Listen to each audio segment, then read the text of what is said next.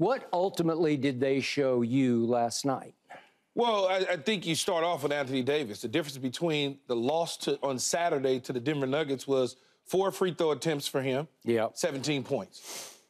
Right? Last night he had 24 points, 11 free throw attempts against OKC, which is a much smaller front line, of course. It's not as big as Denver's front line, but he took advantage of the situation. Here it is again, not caring about the three-point shot, staying his butt down low, running the floor with LeBron James, doing all of those. By the way, he made 10 of 11 free throws, so go ahead. Made 10 of 11 free throws, but doing all of the things that he should have done against Denver. That didn't happen. But you also had great play by D'Lo. You also had great play by Austin Reeves. You had great play by LeBron James, a double-double, 2 assists away from a triple-double. So with Hachimura, when you start looking at the way that they played against a team that they've beaten 3 out of 4 times this year, they felt good about knowing they could beat OKC because they've done it before. Different than Denver. Denver beat them, 8 out of the last so many tries? They got 8 in a row or whatever the case. Yeah. So you start to look at that and you say to yourself, okay, this team has the ability to really do some things. You look at December, they won the, in-season tournament. January, not so good. Here in the month of February, they've won 10 of the last 14 games. Now, in there's been some, cupcakes along the way, not great teams. But now down this so-called stretch, this month, they're going to start to see better teams like OKC and the Minnesotas of the world. They saw Denver. Can they continue this up, though? Can they all of a sudden hit that groove? Because when they go toward the end of the season, 8 of the last 10 games are on the road. If you want to not find yourself in a play-in situation again this year, you've got to take care of business. I kind of shared with you and the other guys a while ago about just the confidence level of them getting things turned around at some point in the second half of the season where you'll feel good, and so far, so good. Yeah. Okay. I hear everything you just said. And I agree with just about everything you just said because it's hard on this morning to disagree with anything Lakers. But I'm going to go you 1 better, if not 5 better. That team I saw last night go on that run from, as you say, it was 20-8 and then 22-11. Yes. But they went on a 102-65 run against the best team, record-wise, in the Western Conference. That team I saw last night, for that stretch, best team in the National Basketball Association. That's why I picked them before the season, was last night. They dominated a very good, young, but having arrived team. I'm going to remind everybody, this Oklahoma City team, on the back-to-backs they have played so far this year, they are setting an NBA record. They have won their back-to-backs by 18.7 points per game. So think about that. Let's just call it by 19 points per game, they have won every back-to-back that they have played until last night when the Lakers said, no, not here, not now. And the Lakers have beaten this team the last 3 times, which is why I told you whenever it was last week, the Lakers are looking up from the 10 hole in the West. They're looking at number 1, and they're saying, okay, what if we have to fight through the play-in to get to the 8 seed to play the number 1 seed? You think they're worried about the Oklahoma City? They are not worried about them. Think they're worried about Minnesota? They are not worried about Minnesota.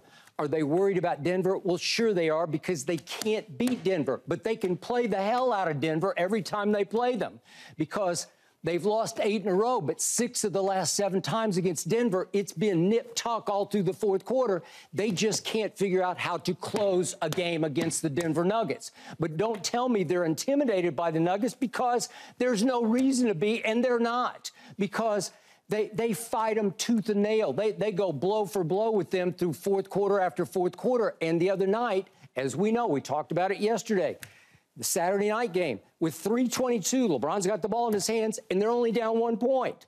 And then you know what happened. They lost 13-4 down the stretch. So it was kind of the flip side in microcosm of what happened last night. But the beauty of last night to me was Oklahoma City came out like a team that is going to win yet another back-to-back. They had just gone to Phoenix, as you know, the night before. So they're playing back-to-back.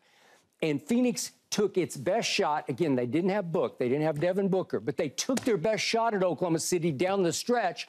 And Shai Gilgeous-Alexander and company said, no, no, no, we got this. So I'm thinking, uh-oh, are they going to sustain that and bring it right to you last night? Because as you said early on, it looked like the young Thunder with their young legs. It looked like, right? we was missing some shots. We turned the ball over. Like crazy. Yeah, turned the ball over, I want to say about 9 times in the first... Seven times in the first quarter. Yeah, in the first quarter. We turned it over a lot. 7 times in the first quarter? Yeah, but we turned it over a lot in a short amount of time. Okay. No, not even the first quarter. It was something like the first 6 or 7 minutes. It was just like, here you go. It was, and Austin Reeves was a main culprit of that. Couple times. I'm going to remind everyone, what is probably the biggest reason, other than Shai Gilgeous-Alexander, that the Oklahoma City Thunder have the best record in the West? I should say had, past tense, because now they've slipped a half game back. Biggest reason to me, they lead the league in creating turnovers. They lead the league in creating turnovers. So you got hit with their usual buzzsaw early in this game, right? And all of a sudden, no, no, no. And guess who set the tone?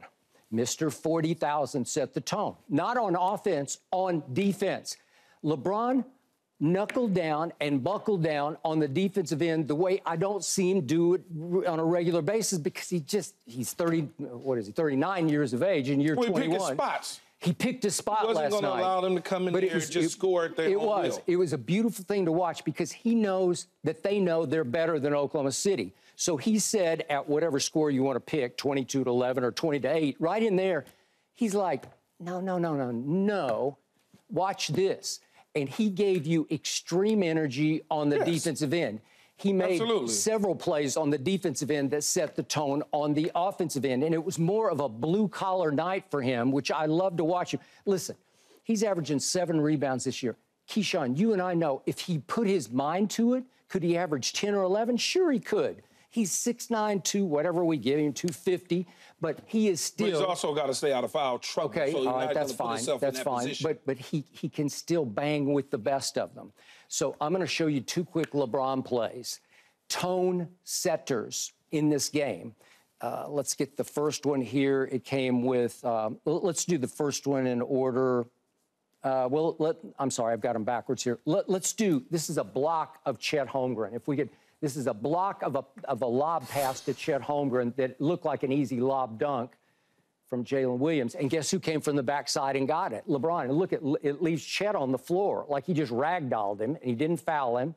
But that's a big-time basketball play, because it's going to be bang stuff, right? Oh, yeah. And he got him good, and then they went to the other end, and D'Lo just got a layup because Chet wasn't ready to play defense and rim protect.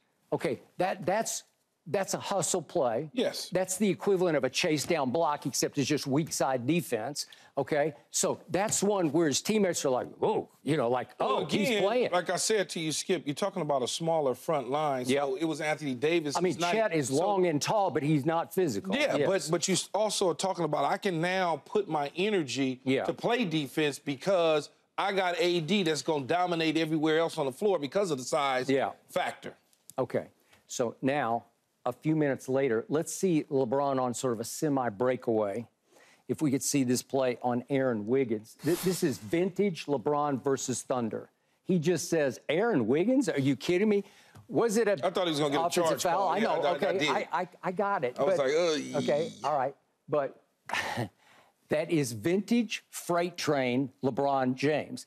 It's why I still call him the best driver of the basketball I've ever seen, and still to this day, the best driver of the basketball in basketball, where he just said, no, just come on, Wiggins, get out of my way, and shoots a left-handed layup because he was born left-handed, and he's probably better with his left hand than he is with his right hand. So the point was, that's another tone setter saying, no, not in our house. That is why the Lakers, just on sheer physicality, just bully the Oklahoma City Thunder, as talented as the Thunder are. And they are talented. They have arrived. They're not arriving. I think they've arrived, because you can't get into March with the best record in the West. I mean, think about this. Think about who you're fighting in the play-in right now. The 4 play-in teams, if you look at it.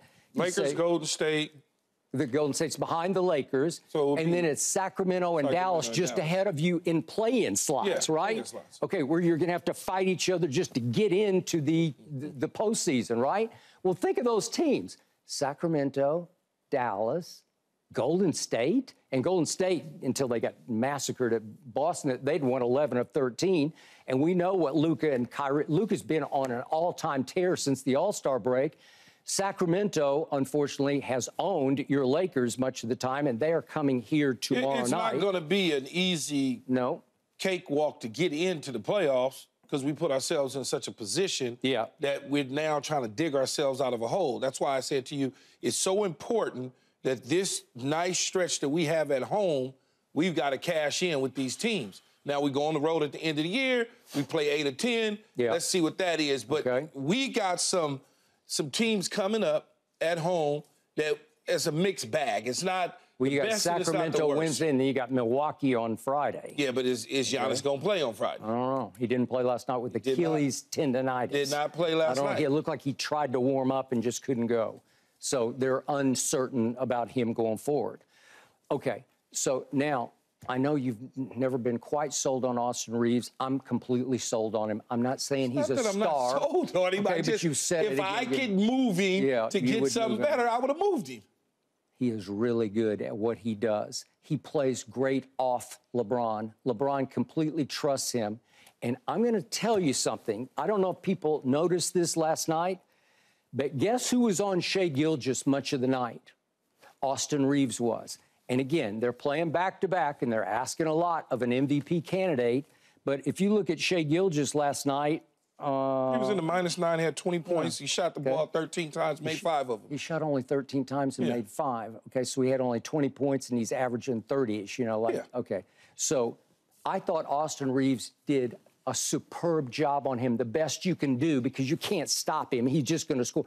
He is as deadly from the mid-range. He's getting like Kevin Durant, except he's not 7 feet tall. Obviously. You know, he turned the ball over 4 or 5 times last night. What did he have? I mean, when you are 4 times, when you are scrappy and you're up on somebody and using all that energy, it could get in the way and it frustrating. But they also switched off a couple of times where different guys they were throwing different things at him. So I don't know if that was a contributing factor to where he was at and how he played, or if it was just Austin Reeves completely doing his job like he's supposed to do. Okay, well, it's a hustle job. It's an overachiever type job. I give you all that.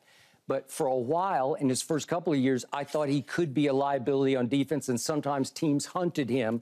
Last night, again, I'm watching as closely as I can, and I don't disagree. Sometimes they just get switch-offs. Yeah, switched. But for the most part, it was, Austin, you got him. Okay. Can you hang with him? Can you hold him under 40? Because if he gets 40, you're going to have a hard time. But he didn't get 40. We don't want to get 40. Okay, but he got 20. And Austin Reeves, I told you, I watched him closely at the University of Oklahoma because I'm a fan. He was a 27% three-point shooter. So I'm like, he can't play pro basketball, which is why nobody drafted him. He's now, for this year, at 38% shooting threes. And I want to show you one he made over Jalen Williams, if I could, because he had to... He was 4 or 5 last night on threes. 4 or 5. Here's one where he had to readjust, because Jalen Williams got up on him, got into him. Yeah, and look at the arc on that shot. And Jalen Williams went up the court shaking his head like, I thought I D'd him up. I thought I had it. And I didn't have it. Because Austin Reeves, he's got high basketball IQ. My point is, he's a basketball player, and you got him, and you should be happy with him because he's going to help you win a bunch of basketball games. Very happy with him. Okay. Not dissatisfied with him at all. Good. But at the trade deadline, if we could have gotten better, I'm sure he could have been in a package. I would take him over DeJounte Murray, and I know that was sort of the thing going on, you know. And, okay. Then D'Angelo Russell last night.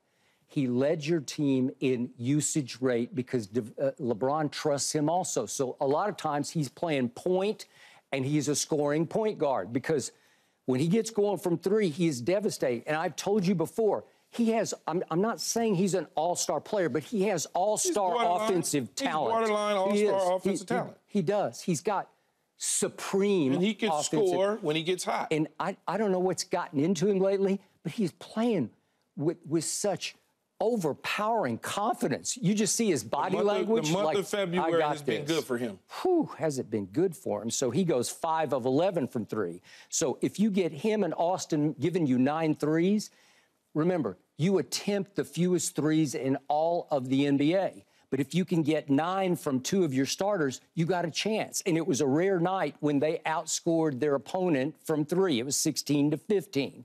They still allow the 28th most threes of anybody game by game. So they average about 14 a game that they allow, which I don't love because that's just effort and desire. But the point is, 16-15 will win a lot of games for them because they don't attempt that many. And I know people are saying, oh, what about the Boston Celtics? They're putting up historic numbers. Obviously, they have now... It's a different conference, though. Okay, we don't concern ourselves with not them. Yet, not yet. We've already beat them. Okay, not yet. By the way, you beat them in their building with no LeBron and no AD because they shot 33% from 3. Okay, you are at opposite ends of the earth in three-point shooting because they attempt the most threes in all the NBA. And we don't. You attempt the fewest threes. We don't have, collectively as a group, the best three-point shot makers. Even though LeBron is career-high 41%. But last night he was 1 of 3 doing more blue-collar work because listen, nobody knows the game better. Nobody has a higher IQ. And he's sizing up the game saying, I just got to impose my physical will on this young, smallish they basketball are bigger team. and they're smaller than us. So, that's what you do. You look at them, and LeBron looked at him on a number of drives, lowered his shoulder, it just became physical.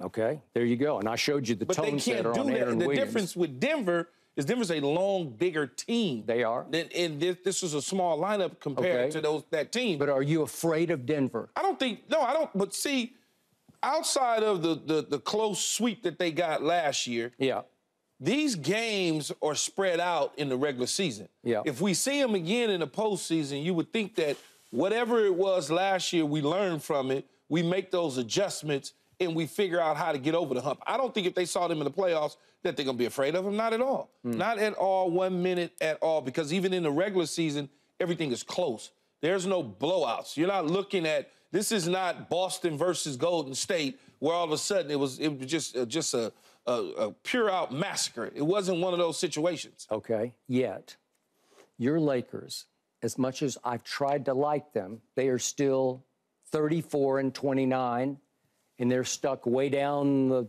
the list. They're stuck down there in 10th. I think they just moved up to 9th overnight. Okay? 9 and 10 every other day. Okay, 9 or 10, 10 or 9, 9 or 10. I'm sorry, they were 9th going. I think they're still in 9th place. The point is, it is shameful that they're 34-29. They're just better than that. They have underachieved all too often. They struggled in the month of January. January was a real issue, okay? It was just an issue. The start of the season was head-scratching outside of the play-in games. Then once they won the play-in, you thought, okay, they figured it out. But that wasn't the case. Rolling out of December and into the new year, they struggled. And that put them in a hole that they're trying to dig themselves out of. Okay, so they did win the play-in, the in-season tournament. Yeah, in-season tournament. Okay, they did win that. Play-in, in-season. And they suffocated Indiana in the championship game, and I'm still impressed by that. I didn't want to see them raise a banner about it, but I'm impressed.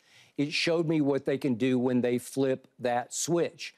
But remember, early on, to your point, when I least expected it, they went to Philadelphia. Embiid was still upright and playing, and they got annihilated. Then they went to Detroit and won, and they had to play back-to-back at Oklahoma City, and they got annihilated again by the young Thunder. It was 133-110 at OKC in November. Since then... Started the season. Yeah, it is. But since then, they have now beaten Oklahoma City the last 3 times, including once at Oklahoma City.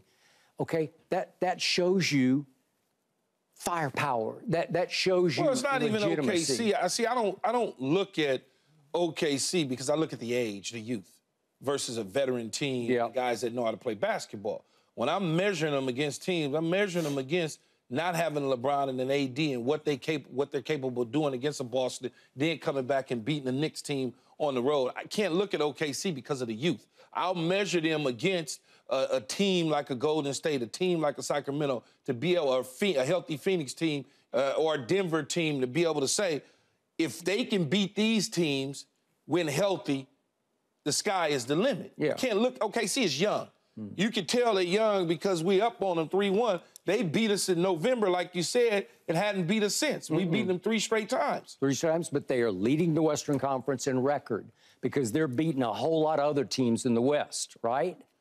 Okay, to sum this up, obviously Boston is playing the best right now, but they're taking the most threes. And to me, the reason I don't completely buy into Boston is when you take 50 threes a game, you're just going to have those nights when JT and Jaylen Brown combine to go 4 of 24 from 3. It happens a lot to them.